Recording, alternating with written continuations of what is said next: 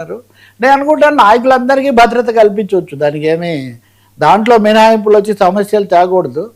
ఇక రెండోదేమో నిన్నంతా జగన్మోహన్ రెడ్డి చెన్నైలో వాళ్ళ బంధువు పిల్లాడి జార్జి రెడ్డి కుమారుడి పెళ్ళికి వెళ్ళటం, అక్కడ ఆ సందడి వైసీపీ వాళ్ళకి చాలా సంతోషం. అంటే అక్కడ ఆయన మోహన్ బాబును, సూర్యను, కార్తీని, స్టాలిన్ను వీళ్ళందరినీ కూడా కలుసుకున్నారు. జగన్కు మన రాష్ట్రంలోనే కాదు పక్క రాష్ట్రాల్లో కూడా చాలా ఇది ఉందని వాళ్ళు చాలా ఆనందంగా ఉన్నారు. సరే, ఇప్పుడు అంతకుముందు ఎటు తిరిగి బెంగళూరులో ఆయనకు ప్యాలెసే ఉంది, బెంగళూరులోనే ఉంటారు.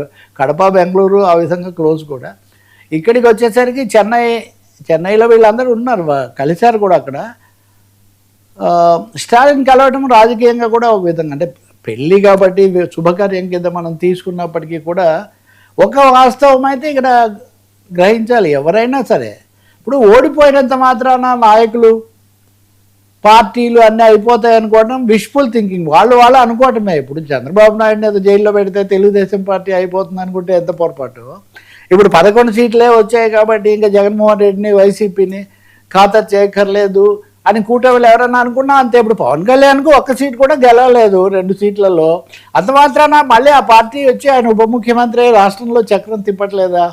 భారతీయ జనతా పార్టీ 2 స్థానాలకు పడిపోయింది ఒకప్పుడు దేశంలో. ఇప్పుడు 13 ఏళ్ళ నుంచి వాళ్ళు దేశాన్ని ఏలుతున్నారు. అందుకు వైసీపీకి ఉన్నదేదో 11 స్థానాలైనా వాళ్ళకున్న పట్టేదో వాళ్ళకు ఉంది అనే ఒక వాస్తవానికి కూడా ఈ మధ్యకాలంలో కూటమి గుర్తిస్తున్నట్టు కనిపిస్తుంది. కేంద్రం కూడా బీజేపీ కూడా ఆ మేరకు కొంత రియలిస్టిక్గా వెళ్ళాలి అనే ఒక సూచన చేస్తున్నారని. దీని అంతటికీ కూడా మొన్న భీమవరం వెళ్ళినప్పుడు, భీమవరం కాదు ఇంకో చోటుకి వెళ్ళారు, ఐ థింక్ గోదావరి జిల్లాలో ఏదో పెళ్ళికి వెళ్ళి అక్కడ అయితే అయింది.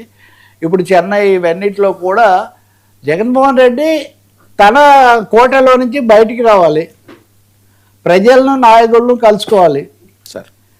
అప్పుడు కానీ వాస్తవంగా ఇది అవ్వదు. లేకపోతే ఆ లోపల ఉన్నంత వరకు బహుశా దీనికి ఇంకొక కారణం కేవలం సలహాదారుల మీద ఆధారపడడం వల్ల ప్రత్యక్షంగా క్షేత్రస్థాయి వాస్తవాలు తెలియటం లేదు అనే ఒక అభిప్రాయం కూడా ఎక్కువ మంది వెలిబుచ్చుతున్నారు. కాబట్టి దాని రీత్యా కూడా బహుశా మార్చుకుంటూ ఉండవచ్చు.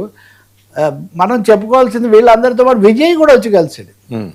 పెళ్ళికి వెళ్ళినప్పుడు మీరు వెళ్ళినా ఎవరు వెళ్ళినా అందరు కలుస్తారు, కానీ లాభం లేని వ్యాపారి వరదన బోడన్నట్టుగా వీళ్ళందరూ అంత తేలిగ్గా ఏమో అవరు కదా. కావాలంటే నాకు బాగా తెలుసు, ఇప్పుడు అంబటి రాంబాబు దాంట్లోనే ఉదాహరణకు, అంబటి రాంబాబు ఇంట్లో పెళ్ళి అయితే జగన్ వెళ్ళాడు, పవన్ వెళ్ళాడు.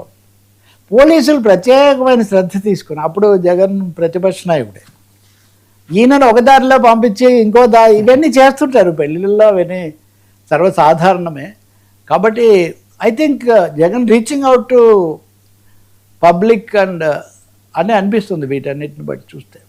సో ఐ థింక్ తెలుగుదేశం ముఖ్యంగా కూటమి కూడా వాళ్ళ స్ట్రాటజీ ఏంటి అనేది కూడా ఆలోచించుకోవాలి.